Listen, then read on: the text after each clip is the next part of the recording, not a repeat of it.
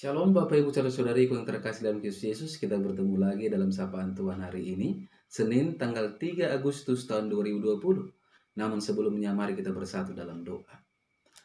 Damai sejahtera Allah yang melampaui segala akal, itu yang memelihara hati dan pikiranmu di dalam Kristus Yesus Tuhan kita. Amin.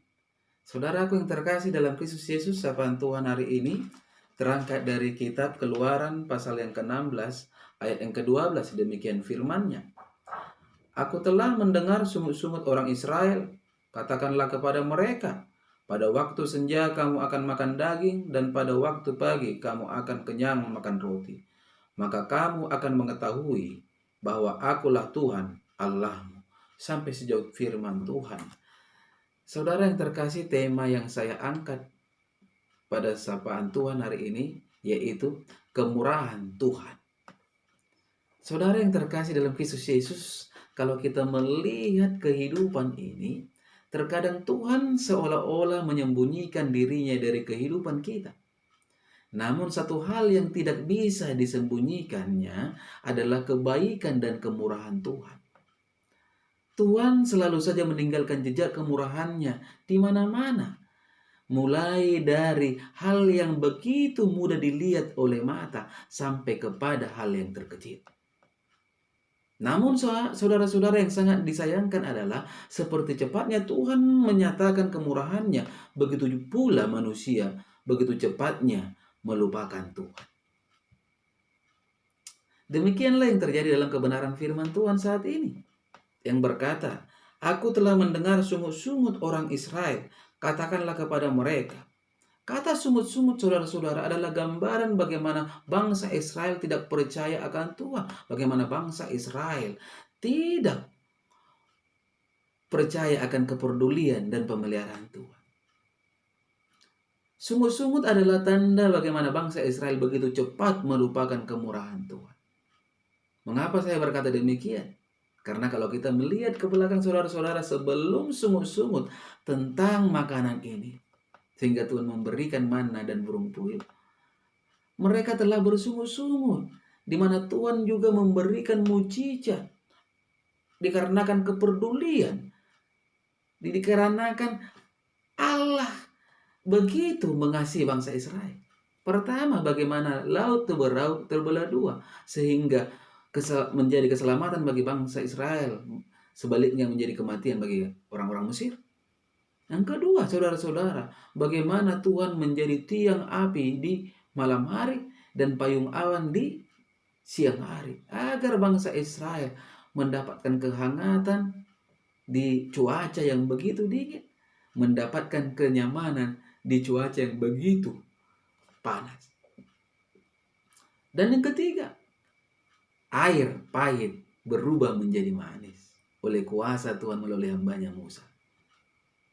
Saudara-saudaraku yang terkasih dalam Kristus Yesus, begitu nyata dan terus-menerusnya kedahsyatan yang Tuhan perbuat kepada bangsa Israel, yang selalu dinyatakan. Sekarang, apakah kemurahan Tuhan diberikan kepada bangsa Israel? Itu dikarenakan bangsa Israel pantas menerimanya? Tidak, saudara-saudara. Kemurahan Tuhan terjadi itu hanya dikarenakan Allah kita adalah Allah yang sangat luar biasa, yang selalu merindukan bagaimana agar setiap orang beroleh kehidupan dan beroleh keselamatan. Mengapa bangsa Israel begitu gampang melupakan kemurahan Tuhan, sehingga mereka selalu hidup bersungut-sungut ketika berhadapan dengan persoalan? Jawabannya hanya satu, saudara-saudara, yaitu ketamakan. Oleh ketamakan yang ada dalam diri bangsa Israel, mereka dibutakan untuk melihat kebenaran, untuk melihat kenyataan Allahnya begitu baik dan peduli akan kehidupannya. Mengapa saya berkata demikian?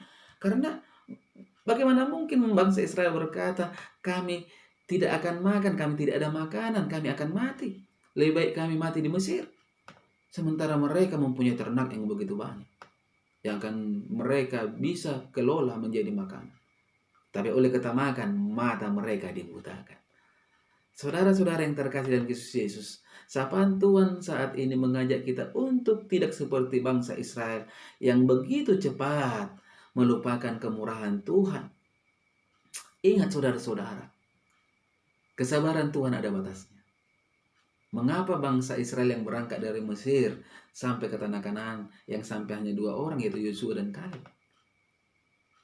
Karena Tuhan mempunyai batas kesabaran. Sekarang bagaimana sebenarnya kerinduan Tuhan dari setiap umatnya ketika berhadapan dengan persoalan? Apakah harus dengan bersungut-sungut? Tidak, saudara-saudara. Di dalam kitab Filipi 4 ayat yang ke-6 dikatakan demikian. Janganlah hendaknya kamu khawatir tentang apapun juga, tetapi nyatakanlah dalam segala hal keinginanmu kepada Allah dalam doa dan permohonan dengan ucapan syukur. Artinya apa? Ketika kita berhadapan dengan pergumulan hidup, agar kita mampu mengatasi permasalahan tersebut, Tuhan merindukan dari setiap orang percaya, nyatakanlah dalam doa setiap keinginan kita dan permohonan dengan ucapan syukur, bukan dengan bersungut-sungut. Karena Tuhan Allah kita adalah Allah yang pemurah, yang akan melakukan setiap kerinduan anak-anaknya, umatnya yang percaya kepadanya. Ingat saudara-saudara, kita ada sebagaimana ada pada saat ini, itu semua hanya dikarenakan kemurahan Tuhan. Untuk itu, jangan pernah bersungut-sungut dalam menghadapi persoalan. Amin. Kita bersatu dalam doa. Terima kasih Bapa di surga untuk kemurahan-Mu yang nyata dalam hidup kami pada saat ini, di mana Tuhan mengizinkan untuk firman-Mu berkumandang melalui media YouTube. Tuhan, dimanapun pribadi-pribadi yang mendengarkannya, mari Engkau berkati mereka Tuhan, sehingga yang sakit disembuhkan, yang lemah dikuatkan, yang ada persoalan Tuhan Yesus, mereka mendapatkan jalan keluar. Izinkan Bapa di surga, setiap pribadi yang mendengarkan dimanapun berada, beroleh berkat-berkat Tuhan. Izinkan mereka semakin mengenal kemurahan Tuhan. Hanya dalam nama Kristus Yesus, hamba-Mu berdoa dan mengucap syukur. Amin. Salam buat kita semua.